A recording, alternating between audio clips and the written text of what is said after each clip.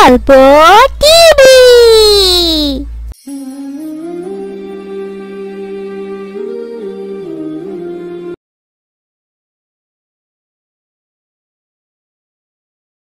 আসসালামু আলাইকুম ভাবি, কোথায় গিয়েছিলেন? ভাবি, অনেকদিন পর আপনার সাথে দেখা।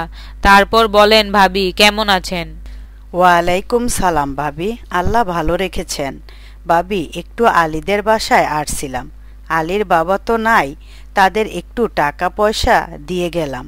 আর তাদের তো দেওয়া দরকার, আমরা না দিলে ওরা চলবে কিভাবে? ভাবি, আলীরা অনেক ভালো আছে, আর আলীদের মামা খালারা অনেক করে। ভাবি, বলেন তো, আপনার ছোট দেবরটা যে মারা গিয়েছে, এখন আবু রায়হান আর তার ছোট ভাই, ওরা কি ভালো আছে? ওরা কি থেকে কি হয়ে গেল? আল্লাহ তাআলা বলেন, যদি তোমরা দান প্রকাশ্যে করো তবে তা উত্তম, আর যদি তা গোপনে করো এবং অভাবীদের দাও তবে তা তোমাদের জন্য শ্রেয়। এর মাধ্যমে আল্লাহ তাআলা তোমাদের মন্দগুলো মোচন করে দেবেন। তোমরা যা করো আল্লাহ তা অবগত আছেন। ভাবি, আমি ওদের তেমন একটা খোঁজ খবর রাখি না, আর ওরা কিভাবে চলে সেটা আমি জানি না। তবে শুনেছি ওরা অনেক কষ্টে চলে। আমি ওদের তেমন দান সদকা দেই না, আমি যা দেই আলীদের দিয়ে দেই। ভাবি, দান আর উপহার যাই বলেন আগে কাছের মানুষরাই পায়। কাছের মানুষ বিপদে থাকলে আগে তাদেরকেই দান করতে হয়, আর দান করে বলতে নেই। দান করতে হয় একান্তই গোপনে, আর দান করাকে আল্লাহ পছন্দ করেন। রাসূল সাল্লাল্লাহু আলাইহি ওয়াসাল্লাম বলেছেন, তোমরা যা কিছু অবশিষ্ট থাকবে তা সদকা করো। প্রথমত তা নিজের পরিবারের জন্য ব্যয় করো। অন্য এক হাদিসে এসেছে, রাসূলুল্লাহ সাল্লাল্লাহু আলাইহি ওয়াসাল্লাম বলেছেন, আত্মীয়ের প্রতি সদকা করার মধ্যে দুটি সওয়াব রয়েছে। একটি সদকার সওয়াব এবং অপরটি আত্মীয়তার সম্পর্ক রক্ষা করার সওয়াব। আচ্ছা ভাবি, তাহলে আমি গেলাম। আপনি আমাদের বাসায় আইসেন। আসসালামু আলাইকুম। ওয়ালাইকুমুস সালাম। ভাবি, কই গো বিবি, কি করো? বিবি, শুনলাম আবু রায়হানরা অনেক কষ্টে চলে। তুমি আবু রায়হানকে ডেকে এনে কিছু বাজার সদাই দিয়ে দাও। এই কি বলো? ওদেরকে কিছু দিতে হবে না। ওদের দিয়ে কি হবে? যা দিবা সব আলীদেরকে দিয়ে আসবা। ওরা অনেক কষ্টে চলে, আর আবু রায়হানরা যেভাবে মন চায় সেভাবে চলুক। আমি ওদের কিছুই দিব না। কি বলো বিবি? জানো, যখন কাছের মানুষ কষ্টে থাকে তখন কাছের মানুষকেই করতে হয়। এখন তোমার কাছের মানুষ কষ্টে আছে, আর তুমি তাদেরকে কোনো সাহায্য সহযোগিতা করো না। তুমি বিবি সব সময় আবু রায়হানদের খোঁজ খবর রাখবে। দূরের মানুষ পরে, আগে কাছের মানুষকে করো। কেন? ওদের এত সব খোঁজ খবর নেওয়ার দরকার কি? ওরা আবু রায়হানরা খেয়ে থাকলে থাকুক, না খেয়ে থাকলেও থাকুক, আমাদের কিছু যায় আসে না। এত খবর নিবা না। না, এই কথা একদম বলবা না। আমার ভাইটা মারা গিয়েছে অনেক বছর হয়ে গেল। ওরা কত কষ্টে মানুষ হচ্ছে বিবি। দেখো, ওরা একদিন অনেক বড় হবে ইনশাল্লাহ। মা, আমি খেলতে গেলাম আবু রায়হানের সাথে।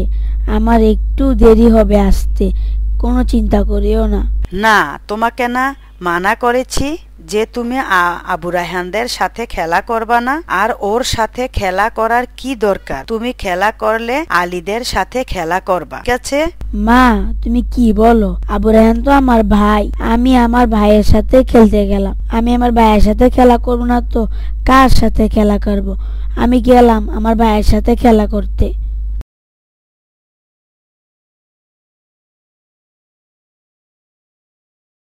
কিরে মা, তোমরা কেমন আছো? মা, তোমাদেরকে দাওয়াত দিতে আসলাম। তোমরা সবাই আগামী শুক্রবারে আমাদের বাসায় আসবা। সবাই মিলে একসাথে কিছু ভালো মন্দ রান্না করে খাবো। আর শোনো মা, আবু রায়হানদের সবাইকে অবশ্যই নিয়ে যাবা।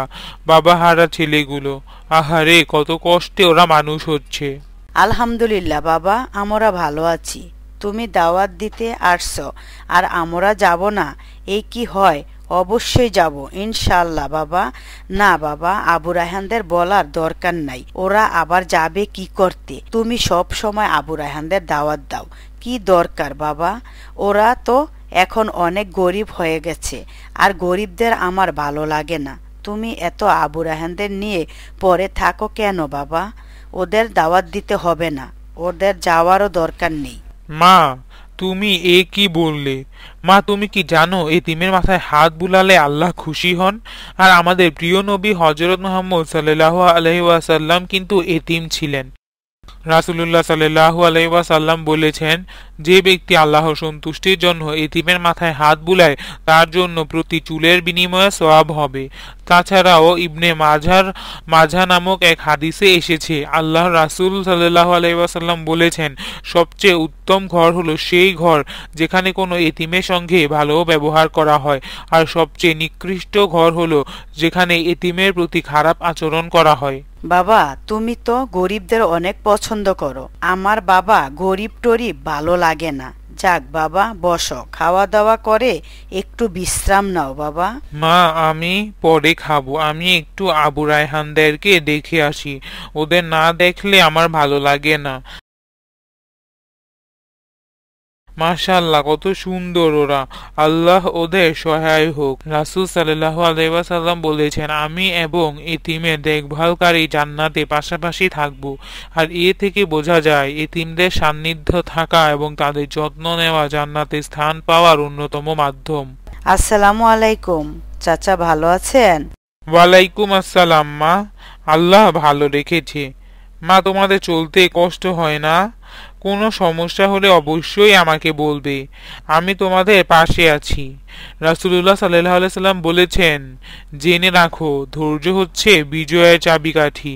তাছাড়াও অন্য এক হাদিসে রাসূলুল্লাহ সাল্লাল্লাহু আলাইহি সাল্লাম বলেছেন, মুমিনের অবস্থা বিস্ময়কর, তার সবকিছুই কল্যাণময়।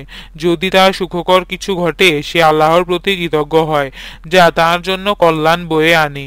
আর যদি তার কোনো বিপদ ঘটে সে ধৈর্য ধারণ করে এবং এটিও তার জন্য কল্যাণকর।